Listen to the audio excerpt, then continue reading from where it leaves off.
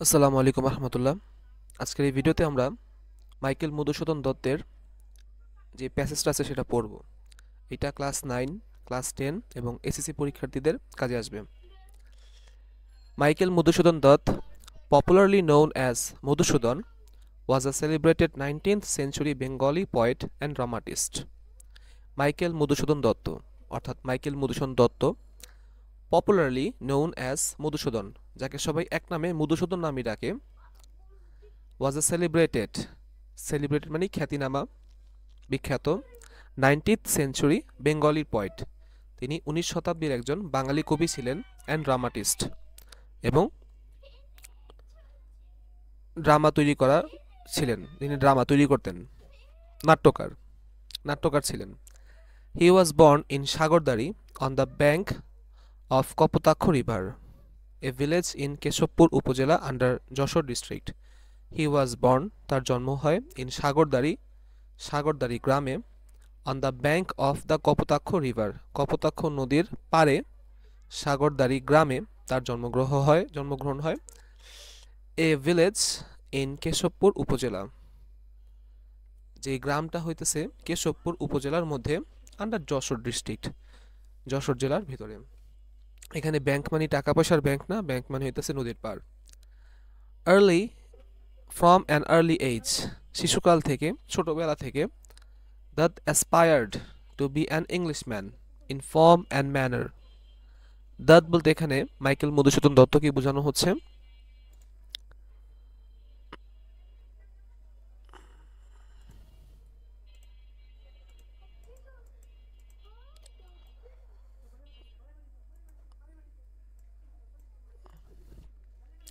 অ্যাসপায়ার্ড মানে আকাঙ্ক্ষা রাখা। তো দত্ত অর্থাৎ মাইকেল মধুসূদন দত্তের একটা আকাঙ্ক্ষা ছিল টু বি অ্যান ইংলিশম্যান, যে সে ইংলিশম্যান হবে, বিদেশি হবে। ইন ফর্ম অ্যান্ড ম্যানার, চলাফেরা কথাবার্তায় সে একজন ইংরেজ হবে, কারণ ইংরেজরাই তখন পৃথিবী চালাতো। Though he was born in a sophisticated Hindu family, sophisticated মানে মানে উচ্চ খানদানি, যদিও তিনি একটি মর্যাদাশীল হিন্দু পরিবারে তার জন্ম হয়, সমৃদ্ধ হিন্দু পরিবারে তার জন্ম হয়। He converted to Christianity as a young man, তরুণ বয়সেই তিনি খ্রিস্টান ধর্মে কনভার্ট হয়। কনভার্ট মানে এখানে ধর্মান্তরিত হওয়া, এক ধর্ম পরিবর্তন করে অন্য ধর্ম গ্রহণ করা। ইন হিজ চাইল্ডহুড, তার শিশুবেলায়, he was recognised by his teachers as a precious child with a gift of literary talent. ছোটবেলায় তার স্যাররা তাকে বলতো যে না, তুমি তো বেশ সাহিত্যে তোমার অনেক পাণ্ডিত্য আছে, তুমি বড় সাহিত্যিক হবা। ছোটবেলায় তার স্কুলের টিচাররা এভাবে তার প্রশংসা করত। His early exposure to English education and European literature at home and his college inspired him to imitate the English in test, manners and intellect. His early exposure মানে সংস্পর্শে আসা, আর্লি মানে তাড়াতাড়ি। ছোটবেলা থেকেই সে যেহেতু ইংরেজি শিক্ষা এবং ইউরোপিয়ান সাহিত্যের খুব সংস্পর্শে এসে যায়, কারণ যেটা আমরা জানি সফিস্টিকেটেড হিন্দু ফ্যামিলি, অর্থাৎ তার ফ্যামিলি ছিল সমৃদ্ধশালী ফ্যামিলি। তো বাসাতে আর কলেজে সে ইংরেজদের বই পড়তে পারতো, তার সেই সুযোগ সুবিধা ছিল। সে ছোটবেলা থেকেই ইংরেজ সাহিত্য সম্পর্কে তার একটা ধারণা ছিল। এর ফলে তার ভিতরে একটা ইন্সপিরেশন কাজ করে যে সে ইংরেজদেরকে ইমিটেট করবে। ইমিটেট মানে নকল করা বা অনুকরণ করা। In test, manners and intellect, test, manners and intellect, intellect মানে বুদ্ধি, ম্যানার্স মানে আচার আচরণ, টেস্ট মানে স্বাদ, অর্থাৎ ইংরেজদের চাল চলন আচার বিচার সব সে অনুকরণ করবে। Madhusudan was an ardent follower of the famous English poet Lord Byron. Lord Byron একজন ইংরেজ কবি। আর্ডেন্ট মানে প্রবল, ফলোয়ার মানে ভক্ত। তো মধুসূদন সাহেব উনি আবার ছিলেন ইংরেজ কবি লর্ড বাইরনের একজন ভক্ত। সো আফটার অ্যাডপ্টিং ক্রিশ্চিয়ানিটি, তাই খ্রিস্টান ধর্ম গ্রহণ করার পর, হি ওয়েন্ট টু ইউরোপ, সে ইউরোপে যায়, and started composing poems and plays in English, এবং ইংরেজি ভাষাতেই কবিতা রচনা করা এবং নাটক রচনা করা শুরু করে। এখানে প্লে মানে খেলা না, বরং প্লে মানে নাটক। হাউএভার, যাই হোক, he failed to gain the right appreciation. Appreciation মানে প্রশংসা, মূল্যায়ন। তার এত পরিশ্রমের পরেও তিনি ইন্ডিয়া ছেড়ে চলে যান ইউরোপে, খ্রিস্টান ধর্ম গ্রহণ করেন, সেখানে ইংরেজি ভাষাতেই সাহিত্য রচনা করেন। এত কিছুর পরেও তিনি যথাযোগ্য মর্যাদা সেখানে পাননি। টু হিজ আটার ফ্রাস্ট্রেশন, আটার মানে চরম, ফ্রাস্ট্রেশন মানে হতাশা। তো তিনি চেয়েছিলেন বিখ্যাত কবি হবে, বড় একজন কবি হবে, কিন্তু ইংরেজরা, ইংলিশ ম্যান যারা আছেন ইংল্যান্ডে, তিনি সেরকম খ্যাতি অর্জন করতে ব্যর্থ হন। তো তিনি হতাশ হয়ে যান। টু হিজ আটার ফ্রাস্ট্রেশন, তার এই চরম হতাশায়, হি ফাউন্ড দ্যাট, তিনি বুঝতে পারলেন যে he was not esteemed as a native writer of English literature. Esteemed মানে মূল্যায়ন করা, প্রশংসা করা, নেটিভ মানে আঞ্চলিক বা দেশীয়, রাইটার মানে লেখক। তো তিনি বুঝতে পারেন যে আমি যতই ভালো রচনা তৈরি করি না কেন, এদেশের লোক, এই ইংল্যান্ডের লোক, এই ইউরোপিয়ান লোকরা আমাকে তাদের একজন মানবে না, তারা আমাকে তাদের মতন মূল্যায়ন করবে না। আমার কবিতা যতই ভালো হোক, তারা আমার কবিতার মূল্যায়ন করবে না, কারণ আমি ইংরেজ না। আউট অফ হিজ ফ্রাস্ট্রেশন, তার হতাশায় থেকে তিনি, he composed a sonnet in Bangla, তিনি বাংলায় একটি সনেট রচনা করেন। সনেট 14 লাইনের কবিতা। কপোতাক্ষ নদ, যার কবিতাটার নাম দেওয়া হয় কপোতাক্ষ নদ, হুইচ, যেইটা, earned him huge reputation in Bangla. এই কবিতাটা আবার বাংলায়, বাংলাদেশ বলে বা ইন্ডিয়া বলি বা ভারতবর্ষ বলি, সেখানে বাংলা ভাষাভাষী জনগণের মাঝে তাকে ব্যাপক সুখ্যাতি এনে দেয়। হি কেম ব্যাক টু বেঙ্গল, তিনি বাংলায় ফিরে আসেন। অ্যান্ড ডিভোটেড হিমসেলফ, নিজেকে উৎসর্গ করেন, টু বাংলা লিটারেচার, বাংলা সাহিত্যের সেবায় তিনি নিজেকে নিবেদিত করেন। He has written the first Bangla epic, Meghnad বধ কাব্য। মেঘনাদ বধ কাব্য একটা মহাকাব্য, এপিক মানে মহাকাব্য। তিনি বাংলা ভাষায় প্রথম মহাকাব্য রচনা করেন এবং এর নাম হচ্ছে মেঘনাদ বধ কাব্য। এবার আমরা অ্যান্সার করব। Madhusudan was a renowned Bengali poet. Madhusudan ছিলেন একজন রিনাউন্ড মানে বিখ্যাত বাঙালি পয়েট। এটা বেঙ্গলি লিখতে হবে, Bengal, BENGALI, Bengali. During his early life, তার জীবনের প্রথম দিকে, শৈশবের দিকে, হি had the Notion that he was born on the wrong side of the world. Notion মানে এখানে ধারণা। তো তিনি মূলত ইংরেজদেরকে পছন্দ করতেন, কারণ ইংরেজরা তখন যুদ্ধে জয় করত, ইংরেজরা তখন ব্যবসা বাণিজ্যে এগিয়ে ছিল, ইংরেজরা সব দিকেই এগিয়ে ছিল। তো মানুষ তো এগিয়ে থাকা লোকদেরকেই পছন্দ করে, তাদের সাহিত্য ছিল সমৃদ্ধ। তো তিনি চেয়েছিলেন যে ইংরেজ হবেন, কিন্তু তার জন্ম হয়ে গেছে বাংলায়। তো তিনি ভাবতেছেন যে আমার জন্মটা হয়েছেই ভুল জায়গায়। আচ্ছা, অ্যাজ এ রেজাল্ট, এর ফলে, হি went to England to prove his talent, তাই নিজের ট্যালেন্টকে প্রুভ করার জন্য, প্রমাণ করার জন্য, বাঙালি মানুষ আমরা আর মেধার কি বুঝবো, তাই তিনি চলে যান ইংল্যান্ডে, যেখানে তার মেধার মূল্যায়ন করা হবে। Surprisingly, he was not appreciated in the West in spite of his great intellectual abilities. Surprisingly, হতাশাজনকভাবে বা আশ্চর্যজনকভাবে, he was not appreciated in the West, এখানে ওয়েস্ট বলতে ইউরোপকে বোঝানো হচ্ছে, পশ্চিম। কিন্তু পশ্চিমা দেশগুলো বা পশ্চিমা দেশের মানুষগুলো তাকে ততটা অ্যাপ্রিসিয়েট করেনি। অ্যাপ্রিসিয়েট মানে মূল্যায়ন করা, তাকে সেখানে ওরকম অ্যাপ্রিসিয়েট করা হয় নাই। In spite of his great intellectual abilities, তার অনেক মেধা গুণ থাকা সত্ত্বেও তার ততটা কদর করা হয় নাই। উইথ আ হেভি হার্ট, দুঃখ বেদনায় ভরা মন নিয়ে, হি রিটার্নড হোম, তিনি দেশে ফিরে আসেন বাংলায়। He is the author of the first Bangla epic Meghnad বধ কাব্য, তিনি প্রথম বাংলা মহাকাব্য এর অথর মানে লেখক, যার নাম হচ্ছে মেঘনাদ বধ কাব্য। এবার আমরা প্রথম কোশ্চেন অ্যান্সার করব। এখানে প্রথম কোশ্চেন শুরু হয়েছে। From the childhood, Michael's higher level of intellectual ability was evident. Evident মানে স্পষ্ট, এভিডেন্ট লিখতে কষ্ট হলে আমরা ক্লিয়ার লিখতে পারি, CLEAR, ক্লিয়ার। আচ্ছা, ছোটবেলা থেকেই তার অসামান্য মেধা স্পষ্ট ছিল যে না, ছেলেটা অনেক মেধাবী। He was treated as a precious child with a gift of literary talent by his teachers. তার স্যাররা তাকে সবসময় বলতো যে দেখো, তোমার সাহিত্য জ্ঞান অনেক ভালো, তুমি বড় একজন সাহিত্যিক হবা। He but he had the belief, B number answer হবে belief. But he had the believe that, কিন্তু তার একটা বিশ্বাস ছিল যে his society might not be able to praise his talent, intellect. praise মানে প্রশংসা করা, কিন্তু তার একটা ধারণা ছিল তার এই সমাজটা, মানে এই বাংলা অঞ্চলটা, তার এই অসামান্য সাহিত্য যে জ্ঞান, সেই জ্ঞানের আমরা মূল্যায়ন করতে পারবো না। সো তাই হি অ্যাডপ্টেড ক্রিশ্চিয়ানিটি, অ্যাডপ্ট মানে গ্রহণ করা, তাই তিনি খ্রিস্টান ধর্ম গ্রহণ করেন। ওয়েন্ট টু ইউরোপ, ইউরোপে চলে যায়। Started composing, D number answer হবে কম্পোজিং। কম্পোজিং মানে রচনা করা। আচ্ছা, and started composing poetry and drama, কবিতা এবং নাটক রচনা করা শুরু করেন। অলমোস্ট এন্টায়ারলি ইন ইংলিশ, প্রায় পুরোটাই ইংরেজি ভাষায়।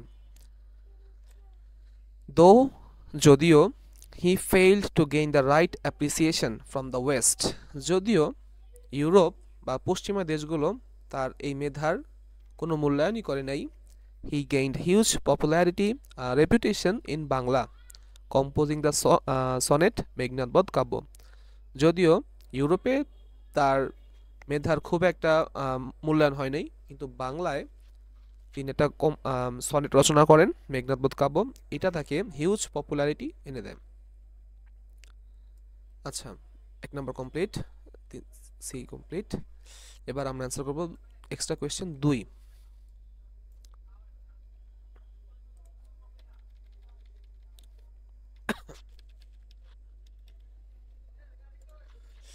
Despite being a native speaker of Bangla, বাংলার একজন দেশীয় বাংলা ভাষাভাষী লোক হওয়া সত্ত্বেও, ডিসপাইট মানে সত্ত্বেও, Michael Madhusudan Dutta had an intense yearning for becoming an Englishman. yearning for মানে আকাঙ্ক্ষা বা চাওয়া, intense মানে তীব্র। মাইকেল মধুসূদন দত্তের একটা তীব্র আকাঙ্ক্ষা ছিল যে সে যেন ইংলিশম্যান হতে পারে, বিদেশি হতে পারে। অ্যাকর্ডিংলি, একই অনুযায়ী বা সেই অনুযায়ী he was converted to Christianity, C number answer হবে কনভার্টেড। তিনি খ্রিস্টান ধর্ম গ্রহণ করেন। অ্যান্ড ওয়েন্ট টু ইউরোপ, ইউরোপে চলে যায়। উইথ আ ভিউ টু, উদ্দেশ্যে, কি উদ্দেশ্যে? Establishing himself as a poet and play right in English literature. Play right মানে গল্পকার, নিজেকে একজন ইংরেজ কবি এবং ইংরেজি গল্প রচনাকারী লেখা হিসাবে প্রতিষ্ঠিত করার জন্য তিনি ইউরোপে চলে যান। But he understood his mistake, কিন্তু তিনি তার ভুল বুঝতে পারেন। After he had not been accepted as a native writer of English, যখন তাকে ইংল্যান্ডে স্থানীয় লোক হিসাবে তাকে গণ্য করা হয় না, যে না তুমি তো ইংরেজ না। হ্যাঁ, যখন এরকম একটা পরিস্থিতি তৈরি হয় যে তোমার কবিতা যতই সুন্দর হোক, তুমি যেহেতু ইংরেজ না, তাই তোমার কবিতা ততটা সুন্দর হওয়া সম্ভব না, যতই ভালো হোক তোমারটা আমরা গ্রহণ করব না, এরকম একটা পরিস্থিতি যখন তৈরি হয়, হি রিটার্নড টু হিজ মাদারল্যান্ড, তখন তিনি তার মাদারল্যান্ড দেশে ফেরত আসেন। অ্যান্ড এনরিচড বাংলা লিটারেচার, এবং বাংলা সাহিত্যকে সমৃদ্ধ করেন। বাই কম্পোজিং পয়েমস, কবিতা রচনার মাধ্যমে। কম্পোজিং মানে রচনা করা, বাইয়ের পর আইএনজি হয়, তাই আইএনজি দেওয়া হয়েছে এখানে। 2 নম্বর complete. 3, love for own country and language can not be replaced by any other thing, নিজের দেশ এবং ভাষার প্রতি ভালোবাসা অন্য কোনো কিছু দিয়ে রিপ্লেস করা সম্ভব না। The case of Michael Madhusudan Dutt is a great example of this, এরই এক উদাহরণ হচ্ছে মাইকেল মধুসূদন দত্তের বিষয়টা। Michael wanted to be an Englishman in words and deeds, words মানে কথা, ডিড মানে কাজ, কথায় কাজে চিন্তা ভাবনায় মাইকেল চাইছিলেন যে তিনি একজন ইংরেজ হবেন।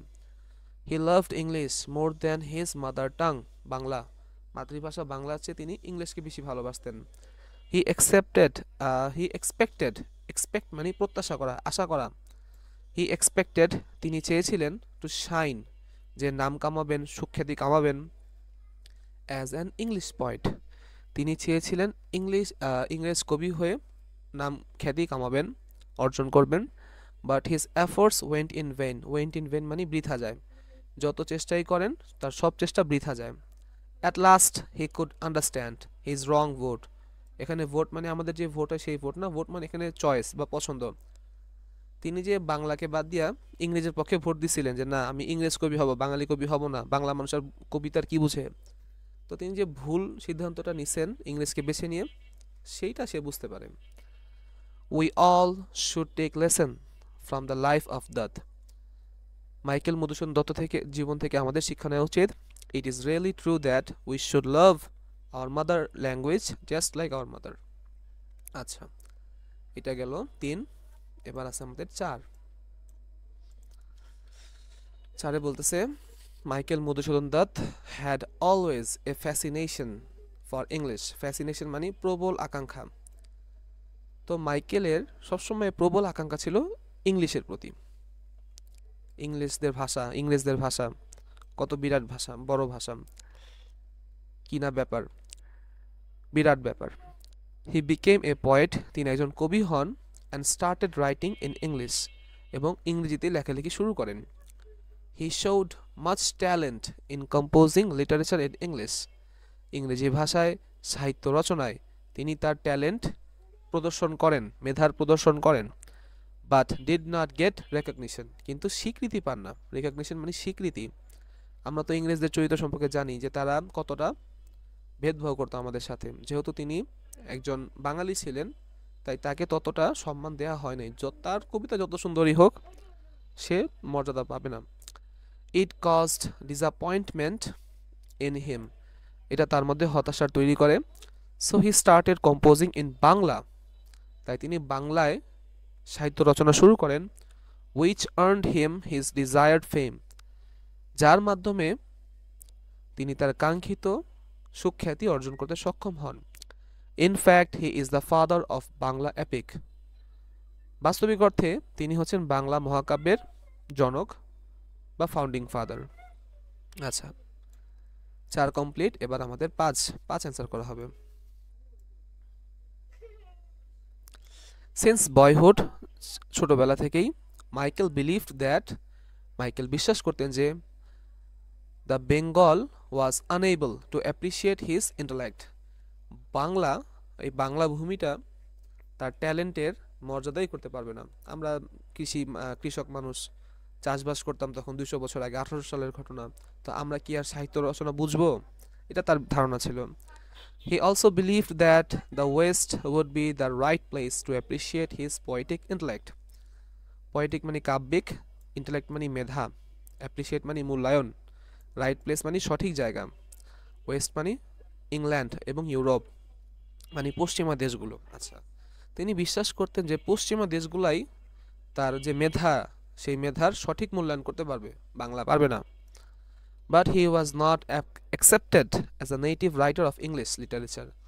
কিন্তু তাকে স্থানীয় বা আঞ্চলিক ইংলিশ সাহিত্যে কোনো স্থানই দেওয়া হয়নি। অ্যাকসেপ্ট মানে গ্রহণ করা, তাকে সেখানে আপন করে নেওয়াই হয়নি ইংরেজ কাব্যে, কারণ সে তো ইংরেজ ছিল না, সে তো ছিল বাঙালি। ইংরেজরা তাকে কেন আপন করে নিবে?